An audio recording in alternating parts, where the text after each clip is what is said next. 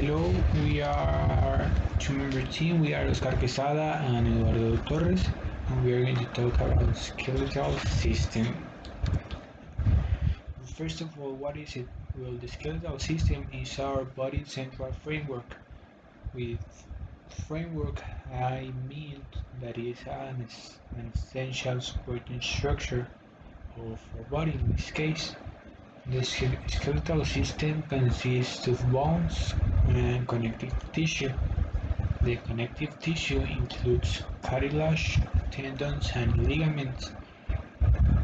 When we combine the muscular system and the skeletal system, we can name this combination of these both systems as the musculoskeletal system. Where is it located? Well, the skeletal system is located in all our body, from the top of our head to the bottom of our feet. What are the components? The skeletal system is a network of many different parts that work together to help us moves and do many other functions that we will see later. The main part of our skeletal system consists of bones that are hard structures that create our body's framework, the skeleton, that is a supporting structure for us human beings. A human adult has 206 bones in their skeleton. Each bone has three main layers that are periosteum, compact bone, and spongy bone. There are many different types of bones. Here in the image we have an example of 4 of them. First one are the long bones, like the ones in our legs or in our arms. Another type are short bones, like the ones in our wrist.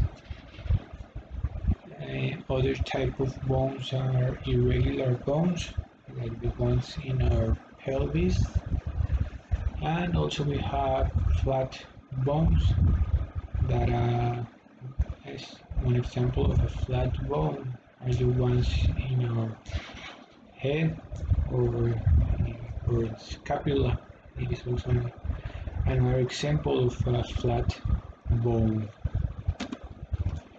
The three layers, as I mentioned before, are periosteum, compact bone, and spongy bone. The periosteum is a tough membrane that covers and protects the outside of the bone. If we see the image, the periosteum will be the yellow part that is outside the bone.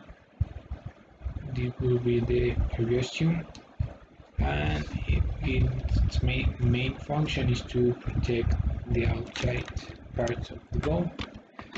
The compact bone is below the periosteum. The compact bone is wide, hard, and smooth. This part of the bone, this layer, is the one that will provide us with structural support and protection to organs, mainly. Spongy bone, it's the core of the bone, the hinge layer of the bone.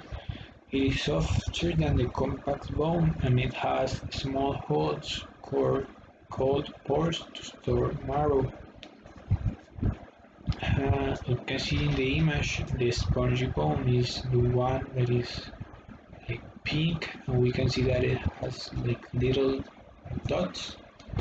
That will be the pores of the spongy bone.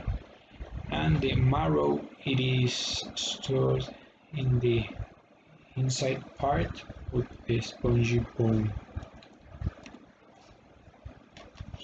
The other components of our skeletal system, as I mentioned, are connective tissue, There are cartilage, joints, ligaments, and tendons. Cartilage are smooth and flexible substances that covers the tip of bones, but this will just cover the part where the bone uh, meets with another bone. As you can see in the image, here there's a bone, another bone, and it will meet with another, and this part right in here will be the cartilage. The joints are it's a space in where two or more bones in the body come together.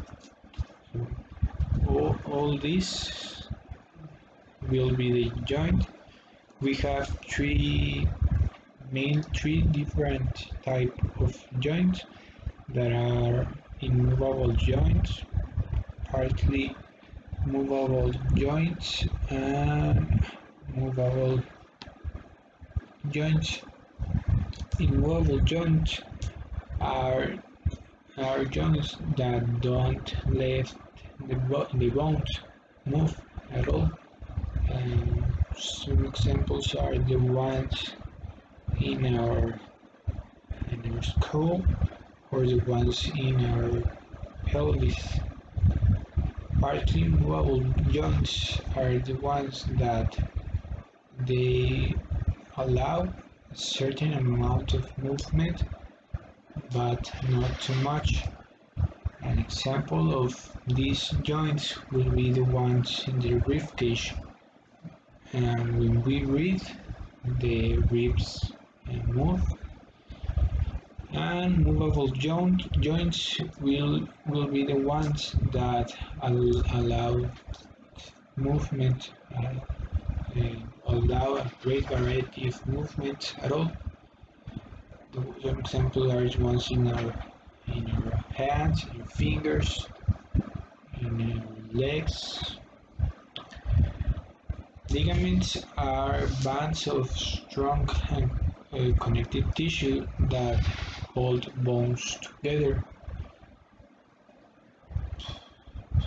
And tendons are bands of tissue that connects a muscle with a bone.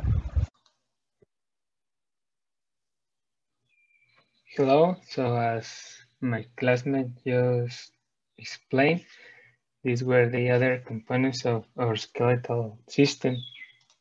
So how do they work? First, we have the cartilage, which enables the bones to move without friction. And we can find this obviously in the knee and the elbow or in the hip. Next, we have the joints, which we have three kinds of joints, which are immovable joints, party movable joints, and movable joints. First, we have the immovable joint, which is a kind of joint that don't let the bones move at all, like the joints between your skull bones. So these are pretty solid kind of joints, and they were developed in the childhood, right? When we are between babies and little child. So yes. Next we have partly movable joints. These kind of joints allow limited movement. For example, we have the joints in our ribcage, which are partly movable joints. So this work to in a way we can breathe, so the ribs can move up front and let us expand our lungs. The next kind of joints, we have the movable joints, which is a kind of joint that allows us a wide range of motion, as I just explain with cartilage. We can find this in our elbows, shoulders, and the knee are the most mobile, but we can also have these kind of joints in the finger articulations or in the wrist, or in the ankle, for example. The next thing I want to explain are the ligaments which hold the bones together. So this is kind of, we could say, a duct tape which we use to hold and keep the movement, let's say, in a direction the body needs to. So the ligaments are bone-to-bone structures that keep them together, right? The next thing are the tendons. The tendons connect the ends of a muscle to a bone. So as just it says there, we have the muscle that will pull or push bone structure. So this will allow to move. So the ligaments, the joints, and the cartilage are like, we could say, the wheels of a car. So the tendons is the motor. So without the motor, we can't move. The cartilage keep us moving, let's say, the wheel. The joints reduce the friction, and the ligaments keep attached the wheel to the car. So tendons is where the energy comes to move the bones. So without tendons, we couldn't translate that movement from the muscle to the bone, basically. So why are the bones so useful? Is the skeleton useful? So first of all, shape. The skeleton gives us shape and stability to our body. So it helps us to maintain a posture. So without a bone, we are like sacks of meat. Without bones, we would just lay in the floor without any shape. The next thing is that it allows movement. So our skeleton supports our body weight to help stand and move. Joints, connective tissue, and muscle work together to make your body parts mobile. So yes, as I explained with the car example, our skeleton is the structure, like the chassis of the car, and all the other things are like the wheels, for example. I just explained that without the wheels, we can move, but without the chassis, the wheels will go everywhere. So that's just how I will explain this part. The next thing is that bone produces blood cells. So bones contain bone marrow. Red and white blood cells are produced in the bone marrow. So some people, or maybe a lot of people, think the bones are like this thing which doesn't have life, like it's a stick of wood, but it is actually very alive, let's say. So it contains a lot of cells which help us to produce, just as it says, red and white blood cells, and it also, in some stages of our life, help us to save some fat, and yeah, it helps us to grow big and strong. The next thing is that it protects and supports our organs. So we have two main structures that protect us. The first, the skull shields our brains. So the most important part of our body, I could say, is the brain. Without brain, we couldn't think or be able to process information and feedback all the information we just processed. So yes, the skull protects our brain. The next thing is our ribs protects our heart and lungs, and our backbone protects your spine.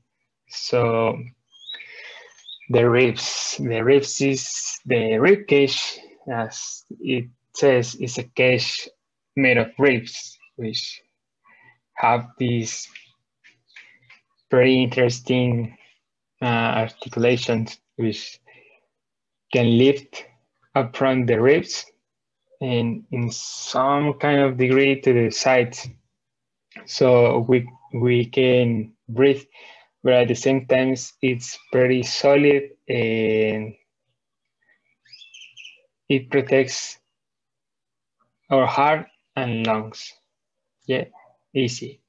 And the backbone protects our spine. So the spine could be, well, it is very fragile, but with the backbones, we make this long tunnel in our back, which connects all the way from our tailbone to the base of the skull. So we have this very mobile and protective conduct, which allow us to, well, yeah, to keep the information running. So we have a lot of nerves there, and yeah, it's pretty for support because it maintains our lower back in a good shape and protects the spine. So the next thing is to store minerals. So bones are a very good place to store minerals and holds a supply of minerals like calcium and vitamin D. It also stores sodium and some kind of degree potassium. So yep, they are very useful. So in our lives, we could develop some kind of conditions that will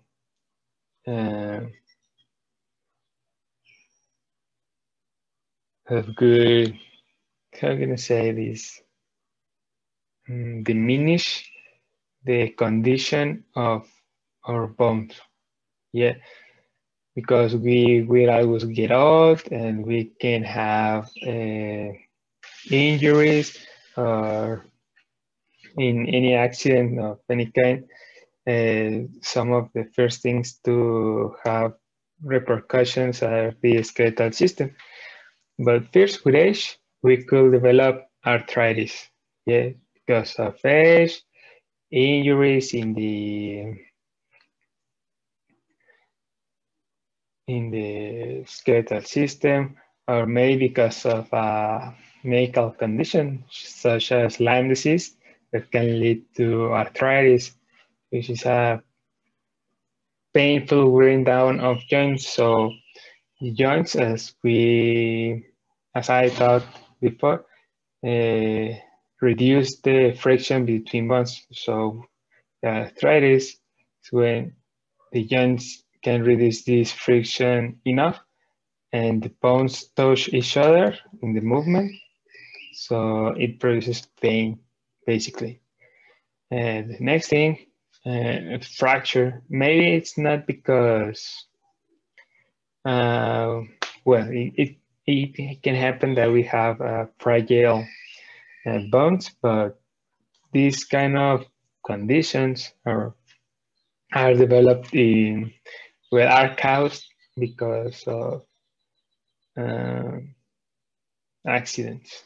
So, but also by disease, maybe a tumor, and because of trauma that can put stress on a bone because it needs to break. So yeah, basically a fracture is when our bones break in two pieces, maybe more, because yes. The next thing is osteosarcoma, which is a type of cancer, a kind of cancer that forms in the bones that can cause tumors that may weaken and break the bones. So that's a kind of disease. The next thing is osteoporosis, which is bone loss caused by not getting enough calcium. It can lead to fragile and brittle bones known as osteoporosis. So this is more because of the age. So it's presented more in females, and it is because when a woman is pregnant, they tend to give calcium to the baby. Yeah. So there is a deficit of calcium after birth. So this is the reason why a female tend to develop osteoporosis, but it is not always the case. The next thing are spraying tears. So also because of age, this may be disease. Sometimes depends of the genetic tree of everyone, and that also because of trauma that can cause connective tissue to overstretch and tear. Yep. Next thing, how to keep our skeletal system healthy. So, I hope that volume doesn't show in the video. Sorry about that.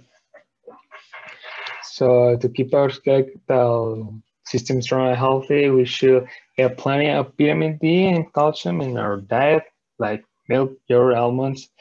This is to keep the bones strong. The next thing, drink plenty of water to help keep tissues healthy. Exercise regularly to strengthen the bones and joints. We should feel more stay without movement and sitting all day more than exercising. And that's because, just as I explained before, you have bone marrow inside the bones. So when we exercise, run, or jump, this bone marrow, let's say, it's pushed from the inside to the sides. So this kind of helps to have the cells moving, yes, and this helps to strengthen the bones, and it also helps the joints to keep certain kind of hydratation in their cells. Yeah, because we push, we kind of wake up the cells, and we tell them, oh, you gotta wake up and do your job. The next thing is stay as healthy in weight. To avoid putting extra pressure on your bones are cartilage, mainly in our cartilage. And that's because cartilage doesn't regenerate as a bone. A bone can regenerate, maybe it takes a lot of time, but it does, and the cartilage doesn't. So if we destroy or waste all the cartilage in our articulations, that's a very bad thing for the skeletal system. The next thing is to wear protective gear during contact sports such as football and hockey.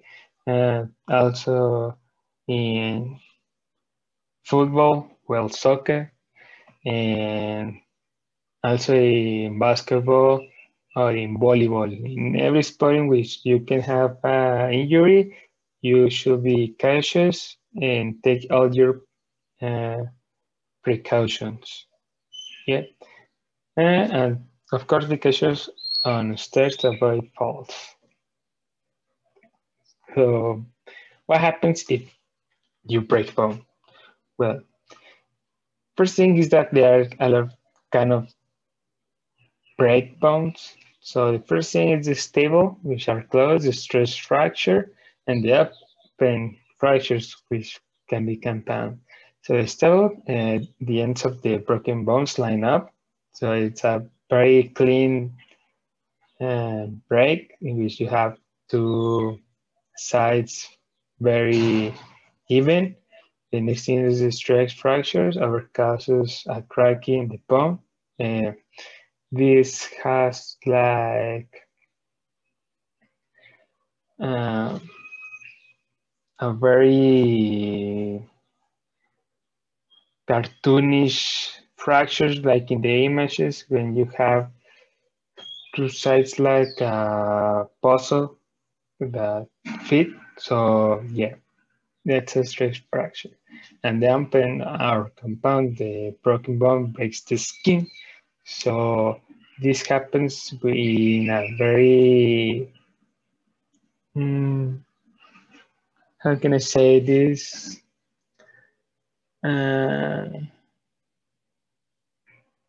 In scenarios, growth, let's say, they're very fast, a lot of energy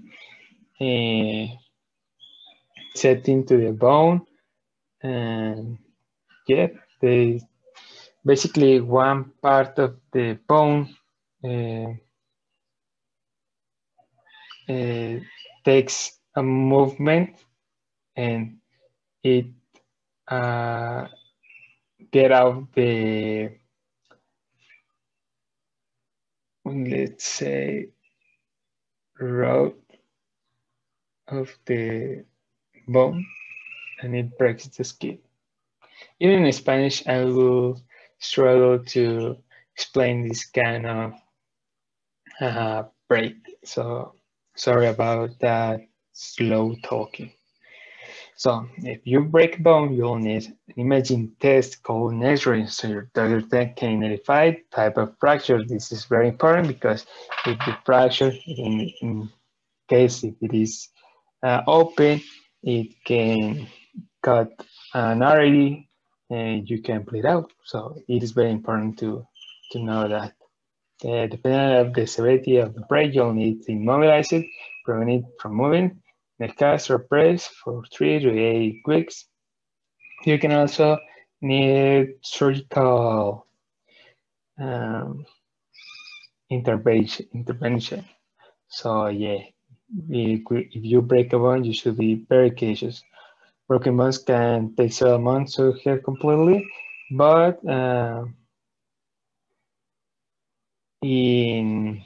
unless you have a condition which you can heal completely, it always has a very optimistic prognosis. Yep. Next one are the biomaterials.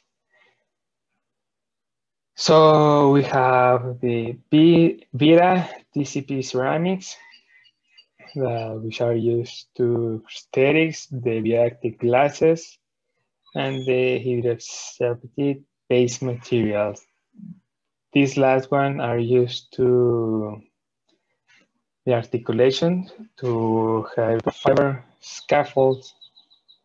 These are used to how can I say this? Yeah, well, also in prosthetics. Mainly all these things are used in prosthetics because in all surgical interventions, you need to have materials that can maintain all their properties inside the body for the longest period of time possible. So these are those materials. And finally, we have the glossary tasked to